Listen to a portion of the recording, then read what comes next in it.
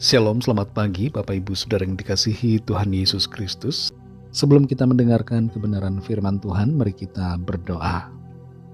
Bapa di sorga, Bapa dalam nama Tuhan Yesus Kristus, terima kasih kami mengucap syukur untuk berkat kemurahan Tuhan.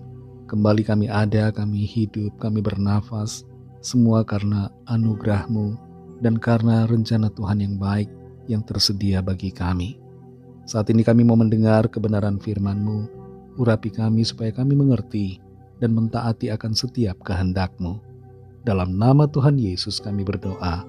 Haleluya. Amin.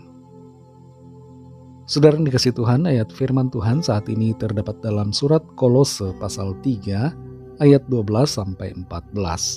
Tertulis demikian. Karena itu sebagai orang-orang pilihan Allah yang dikuduskan dan dikasihinya, kenakanlah belas kasihan, kemurahan, kerendahan hati, kelemah lembutan, dan kesabaran.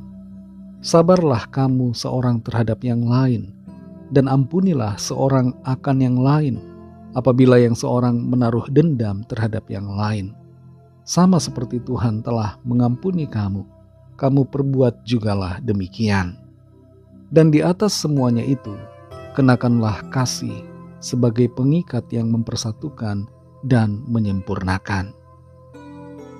Saudara yang dikasihi Tuhan, Israel dan Hamas telah sepakat untuk berdamai dengan salah satu syaratnya yang harus dipenuhi, yaitu pertukaran tawanan. Hamas melepaskan 20 tawanan yang masih hidup, sementara itu Israel membebaskan hampir 2.000 tawanan. Tentu kita bersyukur atas perdamaian yang terjadi. Dan kita berharap agar situasi ini akan terus berlangsung lama. Konflik antar negara dan juga konflik di dalam negara seringkali muncul karena adanya rasa permusuhan, kebencian, fokus kepada perbedaan, dan kepentingan-kepentingan tertentu. Dalam komunitas di mana kita berada, tidak jarang terjadi juga situasi yang panas, yang memicu konflik. Tapi firman Tuhan mengajar kita untuk memiliki hati yang damai, agar ada persatuan. Dalam Kolose 3 ayat 12 ini tertulis, karena itu sebagai orang-orang pilihan Allah yang dikuduskan dan dikasihinya, kenakanlah belas kasihan, kemurahan, kerendahan hati, kelemah lembutan, dan kesabaran. Kepada orang-orang percaya di Kolose, nasihat ini disampaikan supaya mereka sadar siapa diri mereka, bahwa mereka bukanlah orang-orang dunia lagi, tapi orang-orang pilihan Allah. Dan karena itu mereka hendaknya memiliki hati yang berbelas kasihan, sabar dan lemah lembut, saling menghargai dan murah hati. Orang-orang percaya di Kolose terdiri dari orang-orang dengan berbagai latar belakang yang berbeda. Kalau kita perhatikan di ayat 11, di sana ada orang Yunani, ada orang Yahudi, ada yang sudah bersunat, ada yang tidak bersunat, ada orang barbar, atau disebut juga orang Skit, ada yang berstatus budak, dan ada orang yang merdeka. Orang barbar yang dimaksud adalah semua orang yang bukan Yunani dan bukan Yahudi. Jadi dalam konteks saat itu kita termasuk orang barbar.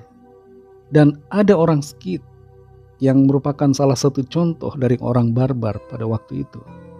Orang Skit adalah orang-orang yang hidupnya nomaden, berpindah-pindah, dan budaya hidupnya keras dalam ucapan dan tindakan. Dalam keberagaman ini firman Tuhan berbicara kepada mereka supaya mereka masing-masing memiliki belas kasihan, sabar dan saling mengampuni. Mudah sekali terjadi konflik dalam perbedaan yang ada pada waktu itu. Dan itu sebabnya firman Tuhan mengingatkan mereka akan status mereka sebagai anak-anak Allah dan bagaimana mereka seharusnya hidup. Saudara yang dikasihi Tuhan, bagi kita firman Tuhan ini juga berlaku supaya kita mengingat status kita sebagai orang-orang pilihan Allah.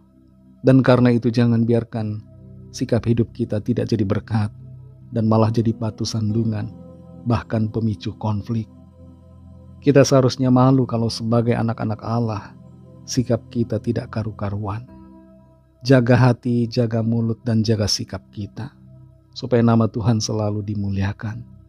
Dalam keluarga kita masing-masing, di tempat kerja kita, biarlah kasih Tuhan, kasih Kristus itu selalu ada di hati kita, mempersatukan dan memperdamaikan.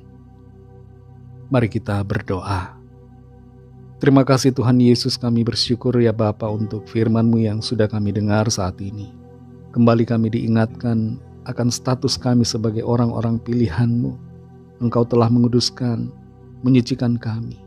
Engkau telah mengasihi kami dengan kasih yang kekal. Ajar kami Tuhan untuk mengingat selalu akan status kami yang baru di dalam Engkau, dan hidup selaras dengan status yang Tuhan sudah berikan, supaya kami penuh belas kasihan, saling mengasihi, mengampuni, sabar, rendah hati, dan murah hati.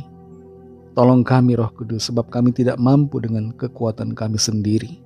Biarlah kuasa-Mu Roh Kudus memampukan kami semua untuk hidup seturut dengan apa yang menjadi kehendak-Mu ya Bapa. Berkati kami di sepanjang hari ini, dalam segala tugas aktivitas kami, dalam studi, dalam pekerjaan, usaha, pelayanan, dan dalam segala hal. Kiranya pertolongan Tuhan nyata atas kami, menjadikan kami pemenang-pemenang. Kami berdoa bagi yang sakit dan yang sedang dalam persoalan. Lawatlah ya Tuhan dan nyatakan kuasa pertolongan serta mujizat-Mu yang heran bagi setiap kami. Kami serahkan semuanya ke dalam tangan kasih-Mu. Dalam nama-Mu yang kudus, nama Tuhan Yesus Kristus, kami sudah berdoa. Haleluya. Amin.